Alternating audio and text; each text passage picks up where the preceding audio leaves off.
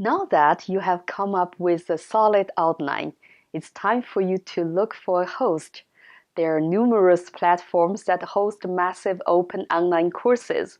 They're also known as the MOOC providers. Some of them are owned by nonprofit organizations, but many are commercial.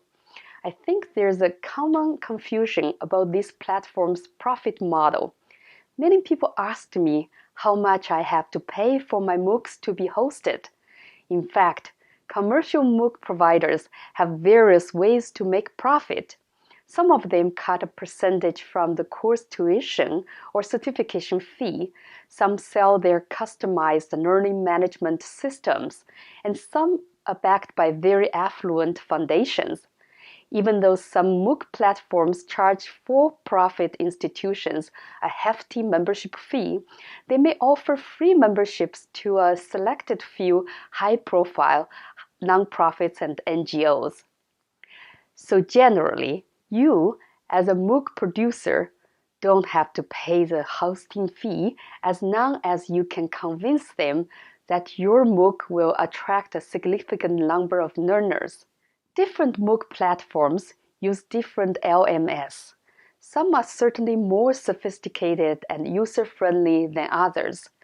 I believe some of you who've taken courses with the major platforms such as edX, Coursera, and Udacity are impressed by the sleek look and feel these platforms provide. Although it is not easy to be accepted by these platforms, it would definitely be worth a try to get in.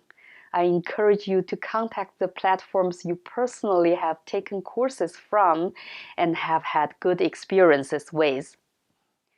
In 2014, our MOOC team approached all these known platforms to host our first MOOC, but created by a small, unknown Canadian nonprofit organization, our course proposal did not manage to open many doors.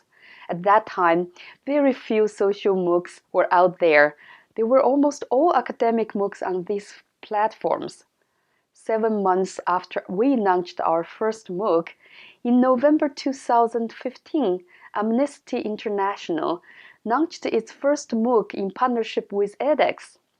Now you may notice that more and more NGOs are producing MOOCs, and those prestigious platforms have become more open to non-academic institutions. Canvas.net was the first well-known MOOC provider among the few platforms who accepted us with open mind and heart. So we went with Canvas. Ever since then, we have been working with Canvas. All services are provided to us for free, and their staff are super helpful and reliable.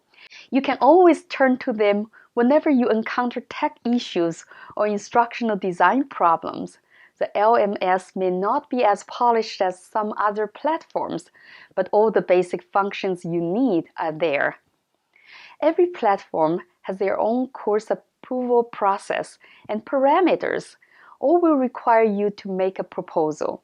Some may involve tedious paperwork, but others can be very straightforward. You will definitely need an elevator pitch to hook the gatekeepers to your MOOC idea. You will need a detailed course description and a table of contents to outline what you will teach, how long the course is, and whom the course is for. You will also provide bios of your course instructors and introduction to your organization, which must show that you have the proper expertise and experience you need for developing such a course. Some platforms will also ask you to submit a sample course video. The difference between the course proposal to your board and senior management and the one submitted to a MOOC platform is that they have very different emphasis.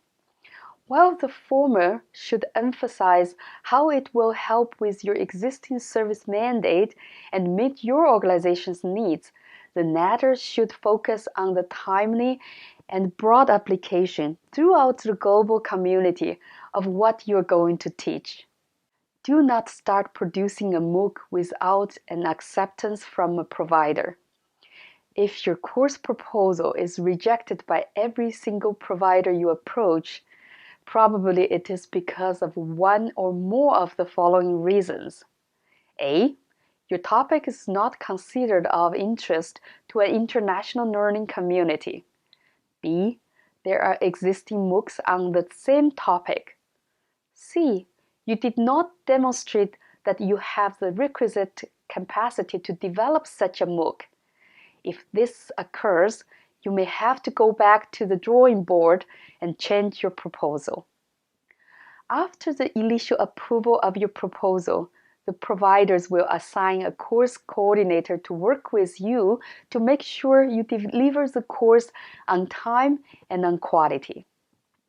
There will be multiple checkpoints in the production process, and if you fail to hit the milestones on time, or if the quality does not meet their standards, your course may not be listed, or even if it's listed, it could be cancelled. These course coordinators are generally platform specialists. Their job is not just gatekeeping. They're also there to help us. Do take advantage of their knowledge and experience with the specific platform and general design framework. Ask questions and ask for help while developing your MOOC. Remember, they are also indispensable members of your MOOC community.